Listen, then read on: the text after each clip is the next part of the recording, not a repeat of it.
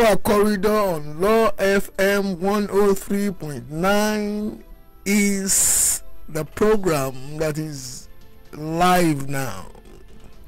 Power Corridor is a non-partisan platform for discussions aimed at gaining clarity, balance, and setting the right agenda for societal change. To join the conversation live or catch up on previous episodes, follow and watch live on Facebook, www.facebook.com/Law FM Radio, www.facebook.com/Law FM Radio. On Instagram, we are at Law FM Radio. Our Twitter handle is at LawFM_radio. You can listen live on our website from anywhere in the world on www.lawfmng.com. The studio numbers. You need to save this now because you may want to call in when the guest of the day is to be interacted directly with by listeners. The studio numbers are 070-322-77338, 070-322-77338, or 090-9555-1039, 090-9555-1039. You can call, send the WhatsApp or text message on any of the numbers. My name is Gbola Oba, and I'm available on social media at facebook.com/Gbola.Oba, on Instagram at Gbola Oba, Twitter at Gbola Oba. Our Nigerian proverb for today: a mother is gold, a father is a mirror.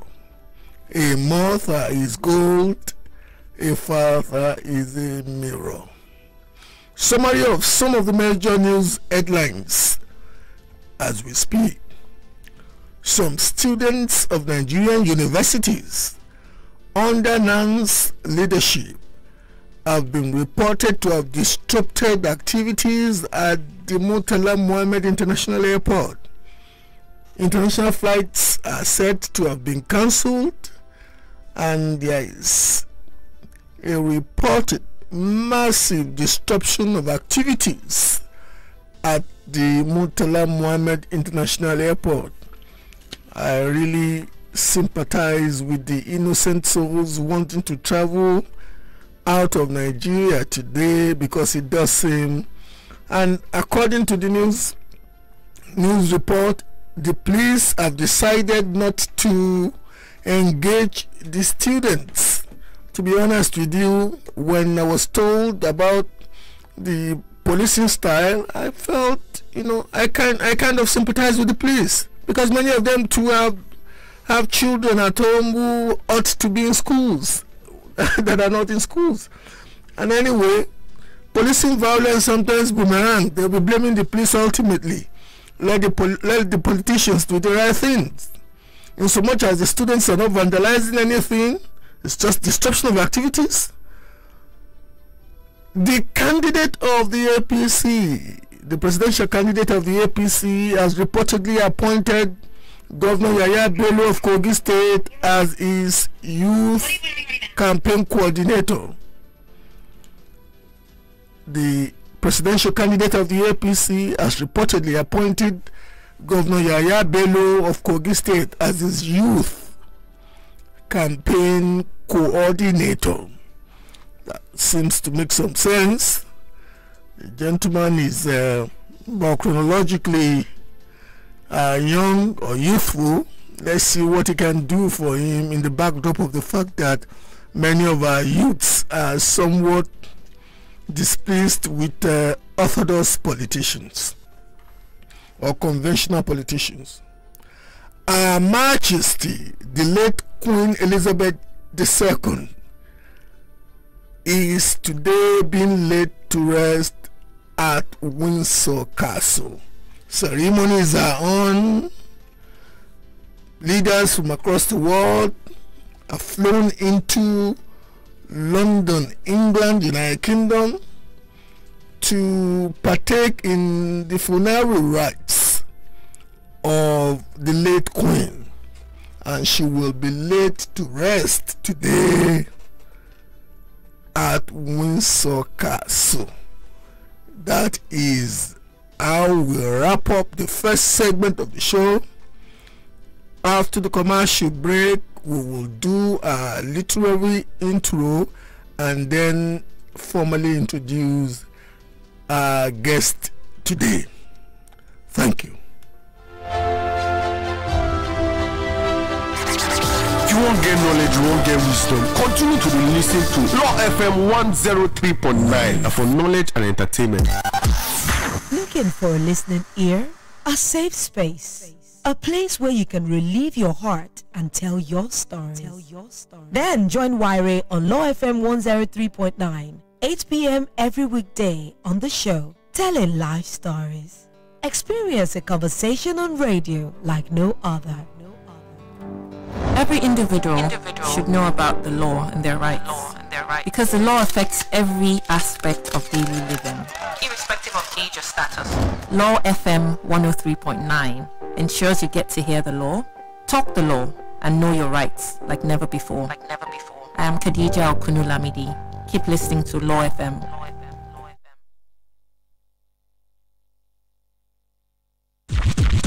You're listening to Law FM 103.9 for knowledge and entertainment. This is Nigeria's number one law radio station. 103.9.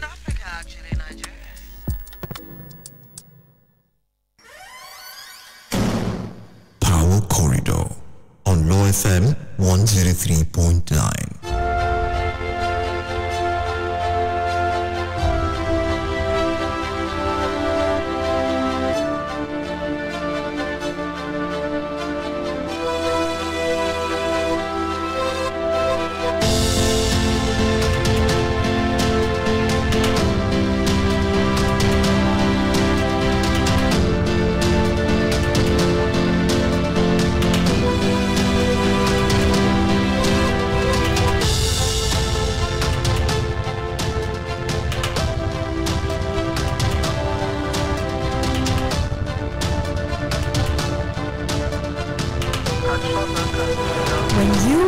To this station, you learn about your rights. You discover the law in ways you never imagined.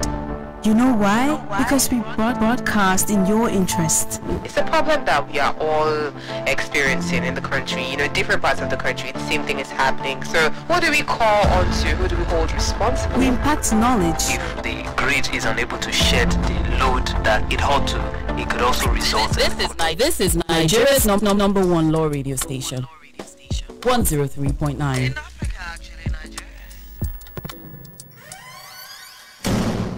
Power Corridor on Law FM 103.9. Welcome back to Law FM 103.9. This is Power Corridor, and we are now in the segment where, before we formally introduce our guest, we do a little literary intro of the personage.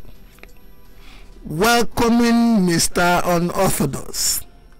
It was a Sunday morning in February 2007. My crew and I were ushered into a one-story building off Adelabu Street in Surulere, the campaign office of the governorship candidate of the then Action Congress Party. We, having flown in from London, UK, were however shocked when we were told not to set up our TV recording equipment because our prospective interviewee had, I guess still has, a Sunday morning ritual of playing soccer. The affable lady in charge of the office promptly chaperoned us to the spectator side of the football pitch inside the famous Eagle Club at the Bode Thomas end of the Adeniran Ogunsoya Street in Surulere. Alas, the candidate, kitted in a typical Manchester United jersey, was running around the field with mastery in the company of some notable ex-national team players, mainly of Southeastern or, put plainly, Indigo origin, aptly called the All-Stars.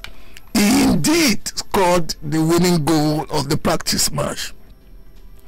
The unusual circumstance similarly challenged my creative streak too, and we ended up having the scheduled interview after he had finished playing and changed to a more conventional sartorial Yoruba Bubashoro and Filagia, walking around the massive field bantering on what I thought were his innovative governance ideas. I bet that is ancient history now, but the gubernatorial public persona he ultimately used the tenure to define is still a profound personal political capital that his political party, the APC, the administration he presently serves in, and fellow politicos who have him on their side, from the president to the party's presidential candidate, are endlessly leveraging to sell credibility to the Nigerian electorate. However, you, yes, you, the listeners, will, during the calling segment, let him know if the stock is dwindling or increasing. Our guest today is the Honorable Minister of Works and Housing of the Federal Republic of Nigeria, Mr. Babatunde Raji Fashola, Senior Advocate of Nigeria, shortly SAN. Good evening, Honorable Minister. Hello? Hello?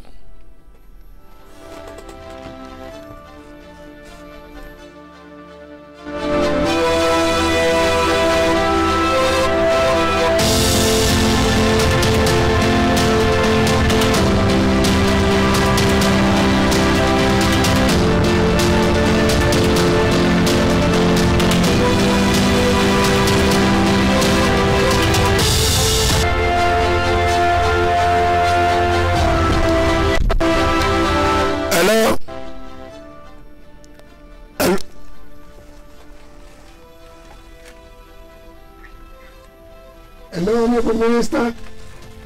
I can hear you if you can hear me. Good evening. Fantastic. We can hear you now. Sorry about the glitch. It does happen occasionally. Technology for you. Did you hear my intro? Yeah, I heard parts of it. Part of it. Thank you. I think you were quite generous. Thank you very much. Not so much because I want to be generous, but because you've held some caps.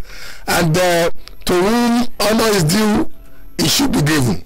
However, let me start by saying, further to the interview summarily described above, you again graciously, less than 6 months after you assumed office in 2007, allowed me to interview you one-on-one at the Government House Marina, Lagos. On another occasion on which I flew in from London, you said something that still disturbs me till today. You looked me straight in the eye and said you had all the money you needed to implement the blue line from Okukumaiko to Marina on your table. So every time I read about or see that laudable project still lingering, I wonder why you didn't finish it in your 8-year tenure when you claimed so confidently that you had all the funds needed on your table, less than 1 calendar year to the date you assumed office. Why didn't you finish it? After 20 years in public office. Listening to you. That I Hello?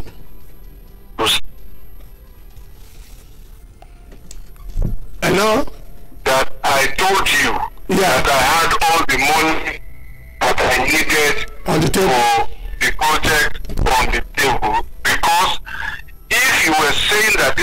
was granted 6 months into my tenure. 6 months, we were still undertaking the design of the blue line. But be that as it may be, and people have accredited certain statements to me in these days of social media that I didn't even say. And I have had my office recently debunk a lie that was told about me for what has gone on for 7 years, that I said I will electrify Nigeria in 6 months. I never said it. But many people have believed it until I asked them to release the video where I made statements about 6 months, and it was with respect to Lekki. But let's go quickly to the heart of the matter, which is the blue line. It is an intra-city rail. And the first thing I want listeners to understand is that, to the best of my knowledge, no city-state in sub-national government has built on its own an intra-city rail in the world. None.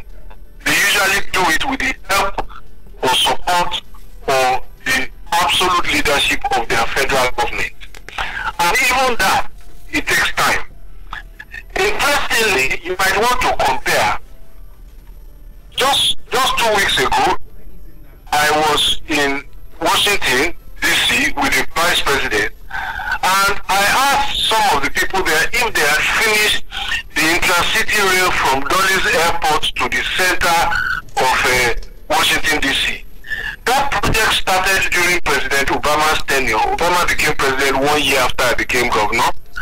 It was led by the federal government of the United States. They haven't finished it. So it takes time. There are funding challenges, but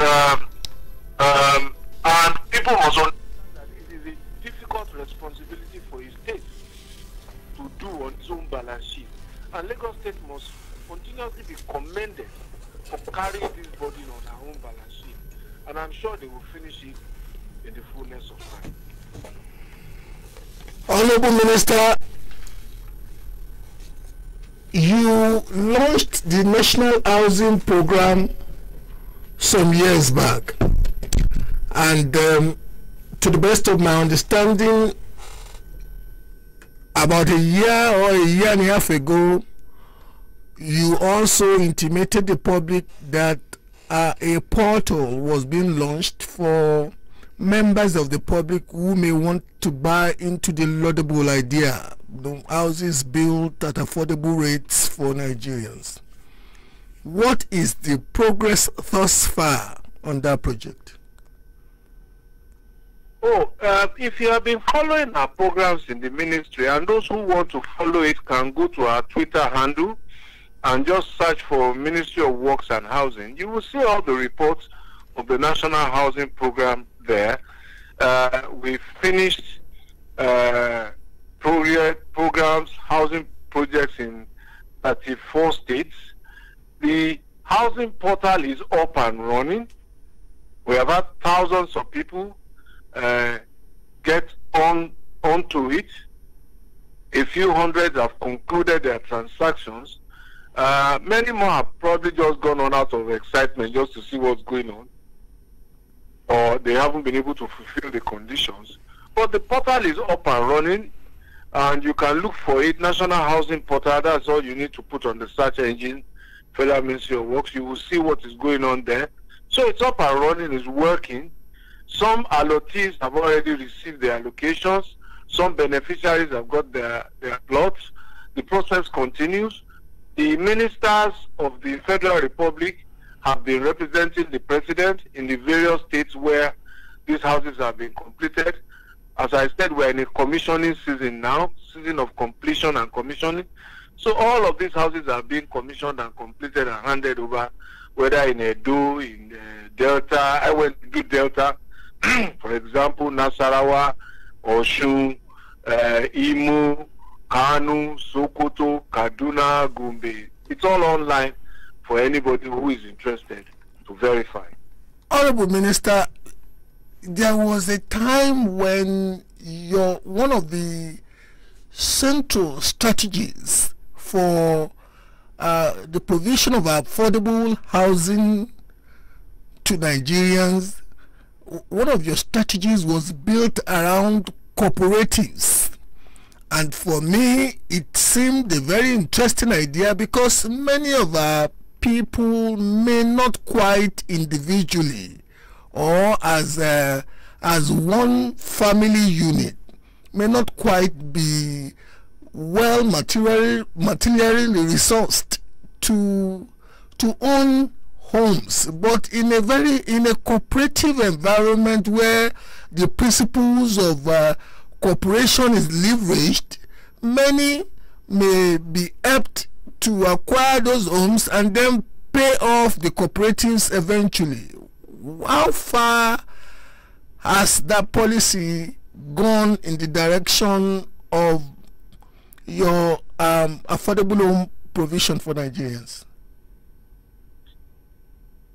We have used the Federal Mortgage Bank as the anchor agency to drive the cooperative housing because they can mobilize resources that are already in their custody under the National Housing Fund, which is a fund contributed by workers. So one of the things we tried to do therefore was, instead of building for people, we wanted people to come together, especially contributors to the National Housing Fund, to say, look, this is the type of house I want. I don't want the type that government has designed. Our design cannot meet everybody's needs. But a couple of people, whether cooperative of journalists, cooperative of lawyers, cooperative of doctors, teachers, nurses, or cadre drivers, anybody can come together and say, this is what we want to build, and this is how we want to do it. So, and my own experience in public service has shown me that people like to do things for themselves sometimes, just needing government push rather than government pushing them all the way. We've seen the success of cooperatives in agri. We've seen the success of cooperatives in transport sector where people come together. We've seen it in the timber industry also, where cooperatives come together to acquire certain heavy equipment that is shared and owned by all of them and used by all of them. So why not in the housing sector? So we are seeing progress through the Federal Mortgage Bank, and very soon the Federal Mortgage Bank also will start commissioning some of those projects. I couldn't possibly be everywhere. So we are also asking the directors in the bank to start going out to go and hand over these completed projects, and so that I think it helps information sharing and dissemination. But that is not the full silver bullet, if you like, for affordability. Affordability really lies in how convenient it is for me to pay, not necessarily how expensive the thing is. Something can be very, very cheap, but if you ask me to pay for it immediately, I can't afford it. But if you spread payment for me, then even if it's more expensive, I can afford it because you make the payment convenient for me. And I still believe that there has been too much emphasis in our housing policy as a nation, not as federal government now, as a nation. That is the federal government and the 36 states and the federal capital territory. Too much emphasis is placed on home ownership, that we seem to be losing sight of the people who are living in rented premises. And the truth is that in every nation of the world that I have checked, no nation has achieved 100% home ownership. But a nation can achieve a substantial coverage of shelter, and that is a combination of rented houses and owned houses. So, and for me, the big elephant about affordability is not even in buying a house, it's in paying my rent. Honorable Minister, people are being asked, yes, if people are being asked to pay 2 years rent in advance, when they get paid 1 month, every month in arrears, that's one thing we must solve. And this is a sub-national matter because rent is not an exclusive federal responsibility. Honorable Minister, in so much as the logic of your point is quite robust, you will agree with me too that one of the most important, one of the most strategic, one of the most strategic ways to take people out of poverty is home ownership. Some of us were in England before Thatcher. Some of us knew what happened under Lady Thatcher, and how a sizable percentile of the British population, because of the mechanism that made many of the council flats they were living in rent to own, made the and transformed the society from a largely, I'm not saying the point to start from ordinarily would be where, you know, the point you've just posited now. But if we want to deracinate poverty in this society, we must do something and find a very strategic way of letting our people own their homes, because it becomes a major asset with which they can approach life. What do you say to that? Look, there are many items of constraints that constitute poverty. Shelter is only one of them, and to the extent that people can own homes and therefore have assets which they can leverage for other benefits, I agree with you, but I think we should not conflate the issues. I didn't study in England, I didn't live there, but the little I read from here is that the United Kingdom government is a central government, it's not a federal government, and therefore the Prime Minister of England can decide that, okay, I'm going to do this with all government-owned properties, but how many do they add up to? That's the first point. The second point is that a similar policy has been undertaken here in Nigeria, so let's not forget it. The federal government, under the PDP administration of Obasanjo, sold off all the federal quarters. That's an effort along the Thatcher lines. What I am doing now as minister, I am the one now signing all the COOs, because they sold and didn't give them title. So if I have a property and I don't have title, it doesn't create that wealth that we are talking about. Yeah, you're right. But that is another matter. But let us also remember that unlike Britain, where there is a central government and a different land tenure system, the land tenure system in Nigeria is vested in the states.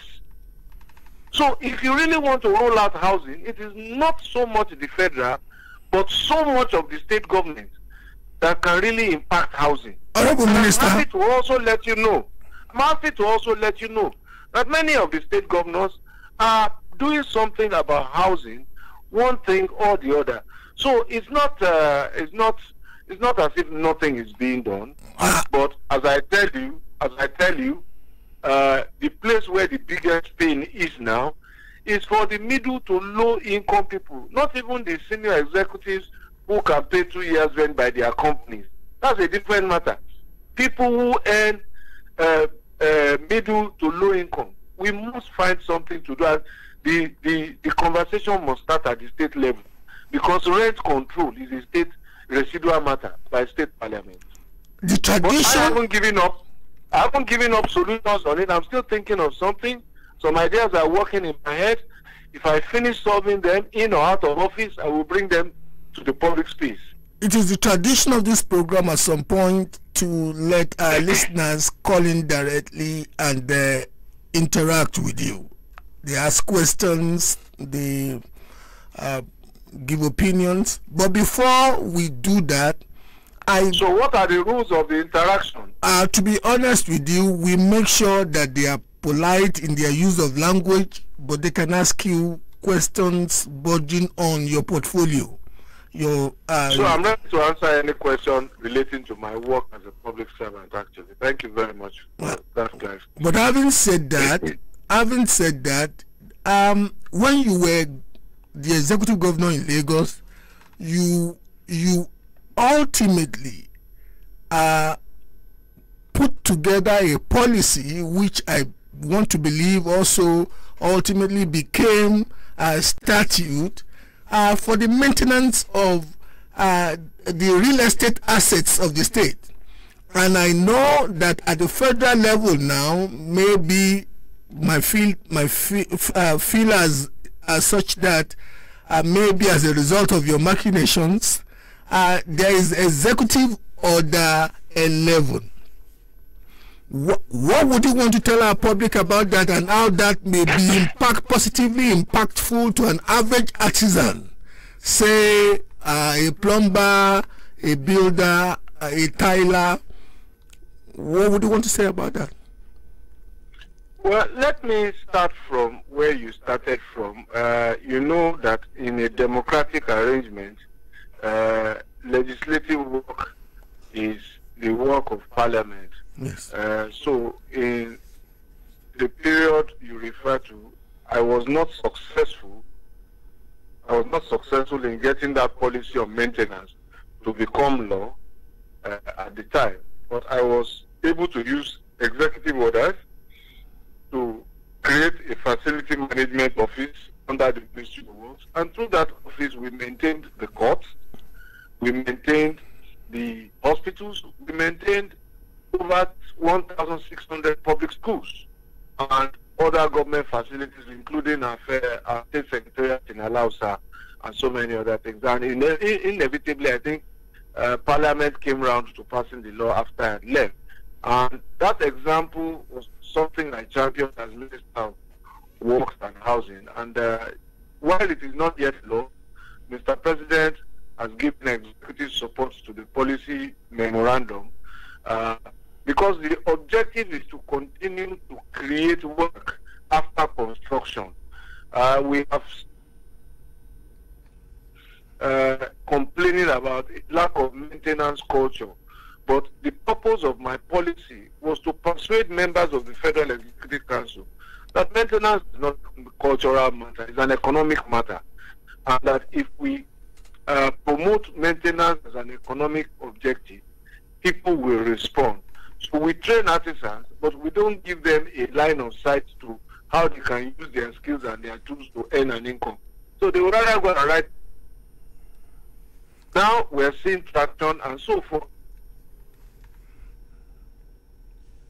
Hello? Who are trained in the heating, ventilation, and cooling.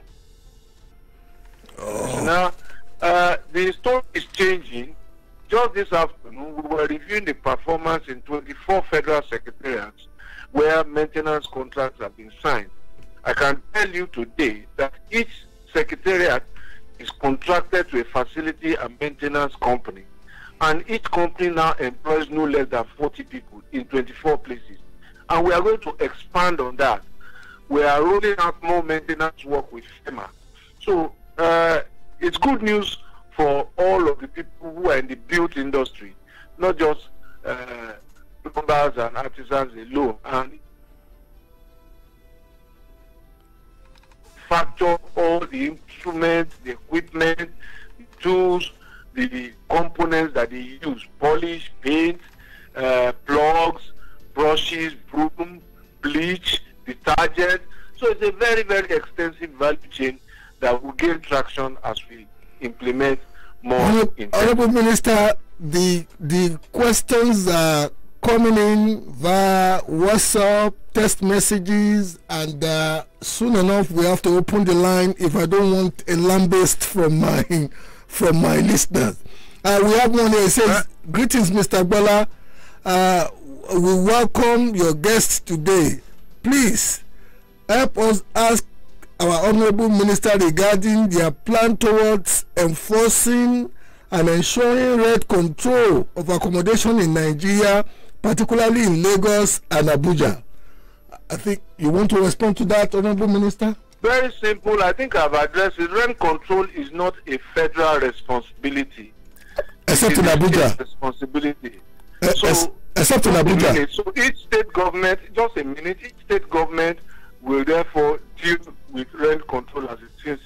The Federal Capital Territory under in Abuja, the laws are made by the National Assembly, and that is the responsibility of the Minister of the Federal Capital Territory, not the Minister of Works and Housing.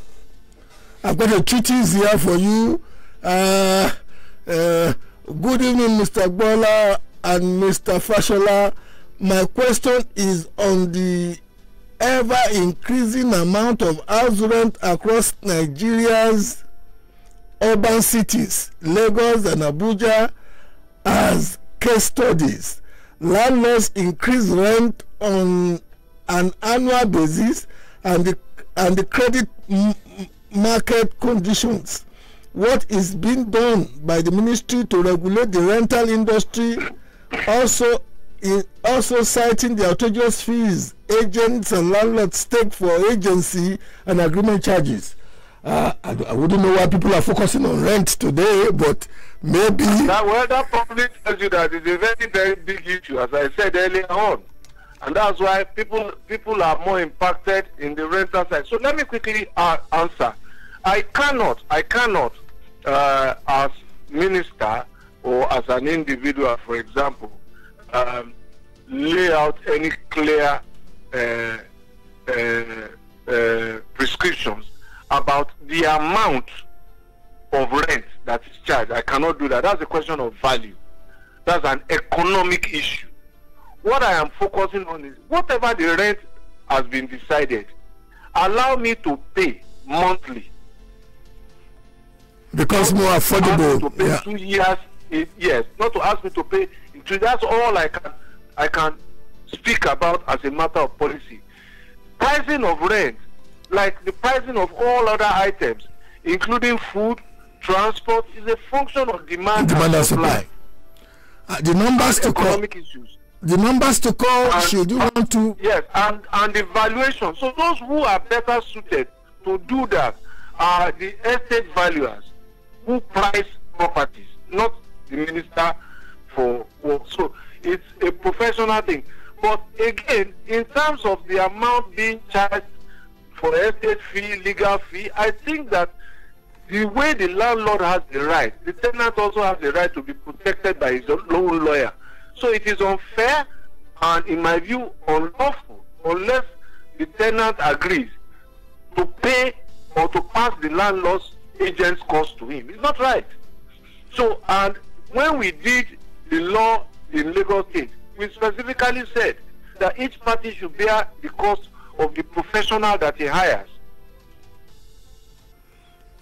Honorable Minister, I think it's about time I reeled out the numbers again. The numbers to call. Should you want to engage or interact with the minister, questions, opinions, let's keep it simple, let's keep it polite. 070-322-77338. 070-322-77338. We have a caller already. Caller, good evening. Your name and where you are calling from? I'm calling from Ireland, and good evening to the minister. My issue is with the traffic. Hello? Yeah, I can hear you. Hello, caller. I guess he wants to talk about the traffic situation, particularly at the Lagos-Ibadan Express Road, Lagos end. Is the gentleman still there? Another. So, okay, I'm here. So, okay, you need to understand that. Again, I always urge people to read our constitution. Each level of government, state and federal, has responsibility. We have a responsibility for federal trunk roads. So Lagos-Ibadan is one of those federal trunk roads. The reason for the gridlock there, the main reason is construction work that is going on in the last 6 kilometers into Lagos. It's part of the contract we are executing over 127 kilometers of the Lagos to Ibadan project. But that is the most built up part of the project. 40,000 vehicles and more drive through this road every day. And as long as you want us to build it, we have to build it while you use it. And that process requires us to cordon off a section so that construction workers can work. We reduce the space available for you to move so that we can do the work. And the earlier we finish it and open back the entire road, the better. So bear with us. That is one part of the problem. The other part of the problem is the way people behave when they have to slow down. The speed at which you drive through an area that is not under construction, you can't expect to go through a construction zone at the same speed. So when we slow down, people should be patient. instead of jumping the queue or facing oncoming traffic. We have the Federal Road Safety Commission there. They are there to manage the traffic if people are patient and allow them to resolve the issue. Compounding it and facing oncoming traffic makes the work of FRSC even more difficult. We have another caller for you. Caller, your name and where you are calling from, please. Hello, good evening. Good evening, ma'am. Your name and where you are calling from. Good evening to the minister in the studio. Good evening, my madam. name is Obianuju. Root okay. I'm calling you from Anambra State. Please, I want to talk to the minister. Yeah, is that yours? If on Expressway that is on construction, why can't they minimize the rate of Okada? You know, most of the Okadas they are not educated. You can see the pedestrians, they don't even have free way to flow. The people living beside those Ibadan and Lagos Expressway, they don't move freely. And secondly, I want to ask him one thing. The cost of items going high, was it so during the PDP tenure? During the PDP tenure, don't landlords have right? This was not costly like this. Because if you see, like you say, the minimum wage that the civil servants are collecting, they are useless for them. It's just like taking this out. Thank you, lady. Thank you, lady. You know, I said we should be very short because other calls are coming in. Honorable Minister, you want to respond to the two inquiries or questions of the lady? Yes, I will. Let me start with the enforcement. Her hand on the problem. Motorcycles called Okada, there are specifications in the Road Traffic Law and the Federal Highways Act about the kind of vehicles, including motorcycles, that can get on a highway. By the time we finish the road and complete, and maintenance and operation really start, all of those vehicles will be prohibited unless they meet the specification. You remember, even under the Lagos traffic law then, we prescribed certain specification of motorcycles that can go on the Third Mainland Bridge and all those type of roads. The same prescriptions exist in the Federal Highways Act and the regulations under it, and we will rigorously enforce them. We want to solve one problem first, finish the road, and then put it to the best use by making sure that only approved and authorized vehicles get in. All those tricycles and all of that are not approved for federal highways. So, but the enlightenment and education will start as we solve the problem of completing the road first. As to the second problem about one political party that you call the name, you know, it is only on 28th of this month that the regulations of INEC allows party campaigns to start. When that starts, you can come and ask me that question again. I will then tell you what the comparisons are. But what about that point?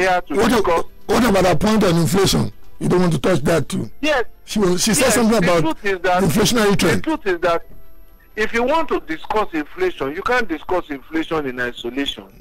If inflation was a local Nigerian problem today, there is still a context for it. But it's a global problem. Everybody is facing rapid inflation. Don't forget also that, and there are certain things that cause inflation. But one of the things to also go back to is that economies all over the world, I've made this point before, let me repeat it. That is why they have wage increases. People recognize that things will never stay the same. And that is why they have wage increases. That is why this president has essentially increased the minimum wage, I think, from about 18,000 to 30,000. Calculate the percentage increase there. That is why this president has issued out bailout funds to states to pay salaries and all of that. But when we get to the campaign field, we will go into the details. That is not, I don't think, that is the purpose. Honorable Minister, there's another question for you. There's another question for you on this is Twitter from Sheun Olota, and it says Julius Baja was said to have dug a portion and wasn't ready to build it. The area would have eased car movements. Someone left Ibadan and passed MFM in 50 minutes, but spent 3 hours to get to Baja.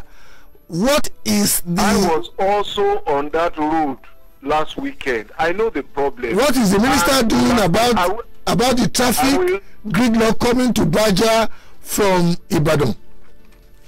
Well, as I said, I was on that road before and last week, and I know a lot of people who were also on that road, and I get feedback. Our controllers are there, our contractors are there. Once again, I want to appeal to people to bear with us. I understand the inconvenience, but it is not without a purpose. There's a reason for it. We want to make that road good for your ultimate and enduring benefit. And this comes with some discomfort. And bear with us so that we can get this done. It will become more difficult in December when there's a lot more traffic traveling through that road. We want to make your journey experience in Christmas much better this year than it was, and this is part of it. I was also on the Oyo-Ogbomoso section, and we're also thinking how we can open up that road so that those going further beyond Oyo don't have to pass into Oyo town, and they can go all the way to Ogbomoso and continue their journey. I was also on the Ibadan, Ife, Ilesha road also last weekend, and we have already started plans to ensure that traffic moves more efficiently. So it's not just at the Lagos end that there is gridlock. There's also gridlock at Honorable Minister, it is construction related. Honorable Minister, it will be travesty for me to engage you and not speak about the second Niger bridge. More so in the backdrop of the fact that ever since some of us were in secondary school in the 70s, we've been hearing second Niger bridge, second Niger bridge. Are you, in your tenure, going to deliver second Niger bridge? Well, man proposes, God disposes, but we are, in fact, we just finished a meeting this afternoon. The bridge is finished. The link road from the Onitsha end is almost finished. It is the link road at the Asaba end, the 2.5 kilometer link road, to make it immediately motorable in the short term, that we were working on just about an hour ago. Okay. The contractor is on site, their dredging equipment is there, so our plan is to finish it before the end of this year. That is our plan. We have callers waiting for you. It's feasible. We have callers waiting for you. I'm sorry if I hello? Hello, caller? Yeah, hello. I am Mumi calling from Lekki Axis. Good to have a minister on this program. My question is simple, and it has to do with the housing matter issues. Government have been trying their best to ensure that residents of various states and federal government, federation are provided accommodation. And we know the cost of building even minimum of a 2-bedroom and apartment. But my question to the minister is this. I think minister said he doesn't have control over certain things, but what he could say is that the demand and supply determine the rate of the rent, but the monthly true. But my concern is, let's look at the monthly rent. How will the monthly rent, transform into what the landlord normally call caution deposit? Let's say a rent of 500,000 or 600,000, which will amount to 50,000 per month, but a tenant is going, the period in which the notice will be given will be very short because it's a monthly tenant. How will the repair of damages that could have happened could be taken care of by the landlord? Hello, caller. You know they do it in other jurisdictions. It's not, the suggestion is not going to be peculiar to Nigeria. There are so many other countries where rents are taken on monthly basis. But I understand, but our own situation is peculiar. Okay. Let's let him respond to that. Let's let him respond to that. Hello? Hello, sir. Hello? Another caller? Hello? Respond? Yes, respond please, Honorable Minister. But I think that, as the last caller said, we have created an unusual situation by ourselves by departing from what most of the world does. What most of the world does is to pay periodic rent in arrears, not in advance. So in that sense, you can't disconnect that from inflation. Because once you ask somebody to go and bring money he has not earned, 2 years of it ahead, it's going to pass the cost on.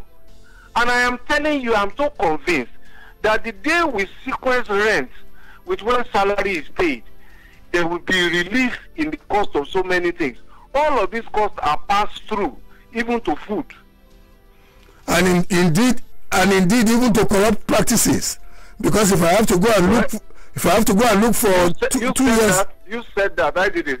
It does. The logic of it stands. We have another caller for you. It's not supposed to be my show. It's your show and the caller's show. Caller, good evening. Your name and where you're calling from, please. Hello, caller. Okay, we have a glitch on. Hello. Yes, you were talking about the second Niger bridge. We need to put it out there. And I have this WhatsApp message for you. The bridge is finished, sir. All that remains now is the link road from the Asaba end, so that immediately we open the bridge, people can use it immediately. That's all. The bridge as a structure is finished. Are you getting cooperation? Are you getting cooperation? All the photographs you see, excuse me, all the photographs you see are real. And in order not to be misquoted, the project is not finished. Okay. But the bridge component from one end of the river to the other end has been finished. Good evening, what sir. is remaining is the link road from Onitsha and on the Asaba end to connect it.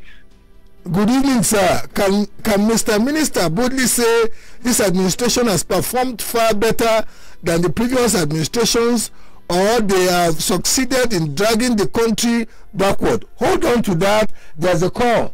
Let's take the two, and you use the two to just wrap up, because you're about getting to the limit of the show. Caller, good evening. Your name and where you're calling from, please. My name is Minister. I'm calling from Niger. The Honorable Minister is all yours. Your question or your inquiry? Opinion. Like, 2021, Angola was put like about 5 months or thereabouts. But I discover now, I discover very close to you Nigeria, there's a lot of bad function. And Minister is one happy or what type of maintenance is here at that time, and after you Nigeria, it's not that much already. Okay, let's give him the opportunity to respond. Hello. So my response to the first question is that I don't recall any government before us that faced a combination of crash of oil prices, COVID thereafter, a recession that was foretold by the previous government who was managing the economy, and they have said we were going into a recession, even at the height of the time that people believed that they were doing well. And in any event, as I said, if they were doing well, why did Nigerians say they should go? We didn't force ourselves on the Nigerians chose us to come and repair what they mismanaged. But the truth is that Nigerians also didn't anticipate that there would be COVID. The global economy will be shut down. Nigerians didn't anticipate that price of oil will crash from over $120 per barrel to $30. Nigerians also didn't anticipate lately that there will be a war in Ukraine that has affected a major logistics supply of major products, petroleum, energy, and food supplies, wheat, and other products. So it is in that context, and in spite of that, we are now coming to you to say projects like the second Niger bridge that you, Bola, says you'll be listening to the secondary school is finished. Lagos-Ibadan, we are finishing it. 16 years, the previous administration didn't do it. And so many other roads, Enugu-Onitsha road, and so many things. We will come to the campaign at the appropriate time. And these things are in relation. And I'm not saying that all is well. There are places where certainly we can improve, and I am the first to admit them. There are security challenges, for example, that we met, that we have overcome. But security is very, very dynamic, as the experts will tell you. It has reared its head in other forms. So I can tell you in Abuja, for example, in 2015 when we got here, nightlife was non-existent in Abuja. All the public buildings in Abuja and hotels, you needed to pass a barrage of soldiers in sandbags. We've changed all of that. But the problem it does seem that is repeating itself now, my honorable minister. Abuja's nightlife is now. There is no evidence of that at this moment. And don't forget that before we came, for 3 years, the previous administration could not convene in Eagle Square for any national event. You're right about that. Minister, we've got calls, but we won't take calls anymore. But this gentleman has sent in a WhatsApp message for a while. Adegboyega Adedeji, the honorable minister, was among those as opposition back then in 2015 opposing to fuel subsidy paid by the then government. They regarded it as a fraud, but to our surprise, the same people now in power that called it fraud are paying subsidy. That is one. Two, honorable minister, I just remember that I must ask you this. One of our guests last week, Tunde Banko Lemo, speaking on behalf of concerned Lagosians, said that he would rather want to hold administrations from 1999 distinct from each other, and that nobody could claim that you were a protege of your predecessor. What's the response to that? And the question I don't understand that question. I don't understand that question. But let me make the clarification about my position as a governor with regards to fuel subsidy. We are listening to you. Let people take time to read the Constitution. Every level of government has a responsibility assigned to it in the exclusive concurrent list in the second schedule, and those of local governments in the fourth schedule. And what is the residual list in a... Hello? Was that the supply of petroleum, it was a national, federal responsibility. My position then, responsibility cannot do so at my expense as a state governor. Okay, I really have to wrap this up. Honorable Minister, are you... You must take from your federal government share. Honorable Minister, are you, yes or no, amen? Argument remains tenable for those who are able to understand the point. The point is that... Hello? It distributes money, his own share, the state share, and the local government share. Hello? Finance federal government operations, and we said no. Can you hear me, Honorable Minister? Yeah. Okay. Is it right to say that you are a mentee of Bola Ahmed Tinubu? Or you are one of those who says, you know what, he governed as governor from 1999 to 2007, you took over, and there is no linkage? Look, listen. From here, Governor Tinubu Ashwaju invited me into public service. And there is no, you can't review him. As politics and governance is concerned, I don't know why that is an issue. It was always a matter in the public domain. And I don't see that anybody has come to deny that. Thank you very much, Honorable Minister. I think it's about time we wrap it up. The satisfaction of the... I think it's about time we wrap it up. Thank you very much for the opportunity. We look forward to engaging with you some other time.